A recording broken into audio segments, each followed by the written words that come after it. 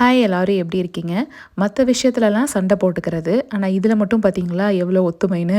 ஆனால் இந்த மாதிரி யாரும் வெயிட்டு பார்த்துருக்க மாட்டாங்க. சாயந்தரத்துக்கு மேலே கொஞ்சம் சின்ன சின்ன வேலை மட்டும் இருந்தது. முடிச்சுட்டு சப்பாத்தி தான் இன்றைக்கி ரெடி பண்ணியிருந்தேன். நிறைய பேர் சப்பாத்தி ரெசிபீஸ் வந்துட்டு பார்த்துட்டு சாஃப்டாக எப்படி பிசைகிறதுன்னு கேட்டிருந்தீங்க. ஸோ அதனால இன்றைக்கி நான் சில டிப்ஸ் மட்டும் ஷேர் பண்ணுறேன். நீங்கள் இன்க்ரீடியன்ட்ஸ் எது சேர்க்குறீங்க அப்படிங்கிறத விட எப்படி பிசைஞ்சு எடுக்கிறீங்க அப்படிங்கிறதாங்க முக்கியம். கொஞ்சமாக உப்பு, நெய் ஒரே ஒரு டீஸ்பூன் மட்டும் சேர்த்துக்கிட்டேன். 2 கப் கோதுமை மாவு நான் எடுத்திருந்தேன். உள்ளங்கையில் கீழ்ப்பகுதி இருக்குது பார்த்தீங்களா, அதில் ப்ரெஷர் கொடுத்து நல்லா பிசைஞ்சுக்கோங்க. ரொம்ப ஃபேர்மாகவும் இருக்கக்கூடாது, ரொம்ப சாஃப்டாகவும் இருக்கக்கூடாது. ஒரு 20 நிமிஷத்துக்கு மூடி போட்டு வச்சுட்டு திரும்ப ஓப்பன் பண்ணி நல்லா இந்த மாதிரி நீட் பண்ணிடுவேன்.